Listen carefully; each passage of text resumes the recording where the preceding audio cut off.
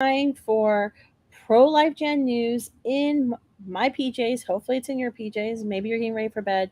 But today we're going to go through a few different news stories that caught my eye earlier this morning. Haven't finished working yet, but these are the ones I thought that were the most important to address during this work day. Okay, so let's dive in. The first one.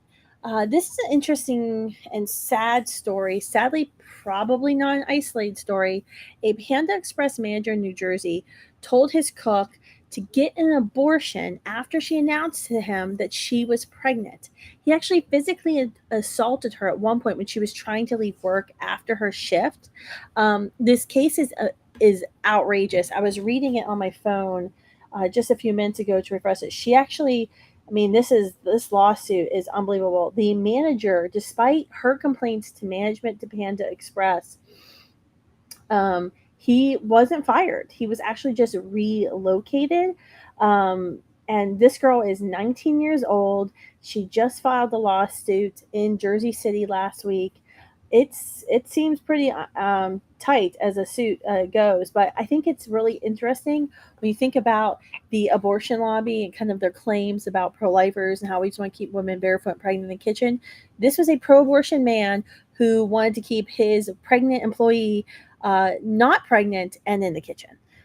That's what he wanted to do. So good on this girl for standing up for herself, standing up for her baby, obviously choosing life, and holding Panda Express accountable for not failing to do anything to protect her from this crazed manager. All right, so this is an Instagram story our team saw this morning. There was a few different articles and pictures.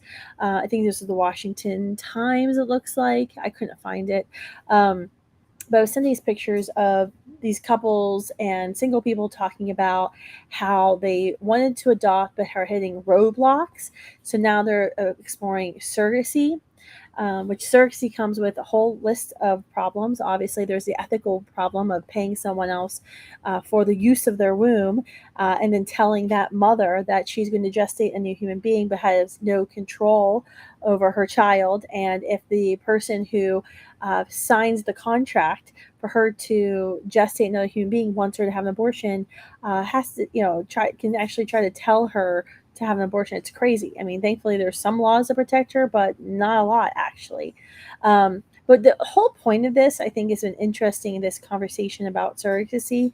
And when we hear people talking about their desire to want to be parents, I think we have to back up the train of just a little bit, just a tad, and remind ourselves that you don't actually have a right to be a parent. Being a parent is an honor, it's a privilege, it's the greatest responsibility you ever have in your life, but it's not a right. And I think that's where we get things mixed up here when we start trying to say that being able to have a child and be a parent is a right, because that's kind of how we begin to treat humans, babies, as if they are possessions. That's what happens in abortion, right? We could say, well, I want to have this baby now, but I didn't want to have that baby 2 years ago. It wasn't the time for me. And it's all about me and my timing. And it's. I think we need to be very careful about how we have these conversations about surrogacy, about IVF, about what is your right? Did you actually have a right to create another human being? Are you treating another human being as if they're your property? Are you? I would ask yourself that, and maybe think about that. All right, I'm going to show you this video. So you probably heard about this a couple weeks ago. There were two pro-lifers who were viciously assaulted outside of Baltimore. These are the gender. I mean, it's bad.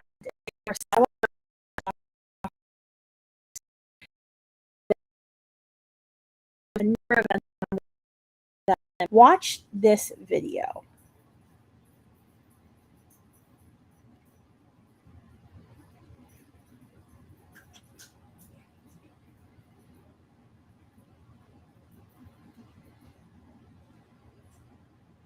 Do you notice here? Watch what happens when he's attacking her, attacking him. I'm gonna look at the escorts, the abortion facility escorts. They're over here. Here, I'm going to try to replay this. Let me replay it for you because I don't think we got full. Watch. See, here's the escorts. These are the Planned Parenthood escorts. They run into the building when an elderly man is attacked. Look, they're going into the building. Now, am I surprised that someone who supports abortion doesn't really step in to actually help two elderly gentlemen from being viciously attacked? Sadly, no.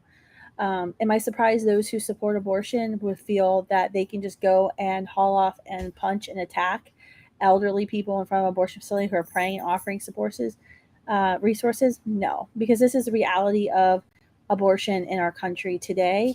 When we have dehumanized certain human beings and say certain human beings don't have a right to live, once you start saying that you can kill babies just I don't think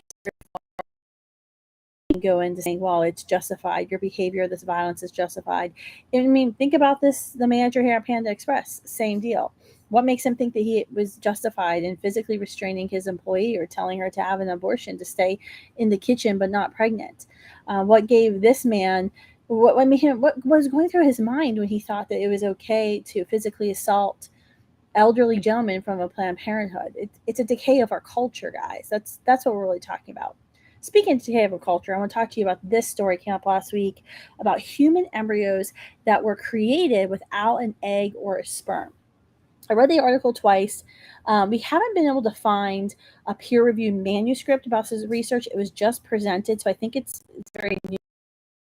What's interesting is they're saying that they created a synthetic human embryo.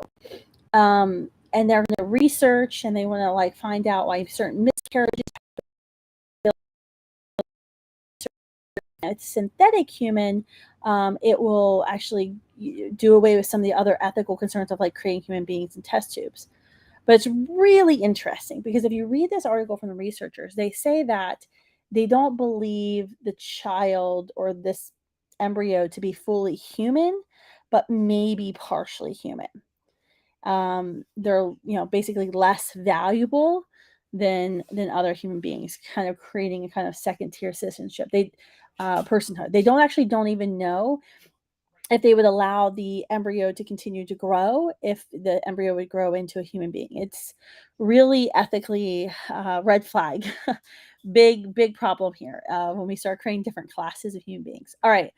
Last thing on the live tonight I want to talk to you about is National Celebrate Life Day. Make sure you sign up for the live stream. It's going to be this Saturday at the Lincoln Memorial. Vice President Pence has just been confirmed. Michael Knowles, Lara Rose, Dr. Alvia King, myself, Sean Carney, we're all going to be there speaking. It's going to be 10:30 this Saturday in Washington, D.C. I hope you can come and join us. Make sure you RSVP online, get your free lanyard, because we may have to constrict the number of people who attend.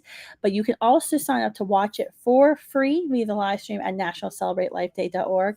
That's it. I'm traveling to California tomorrow, so I'll probably be coming to you a little earlier in the day from the airport because I've got 2 days of travel, but wait till you see what I'm up to.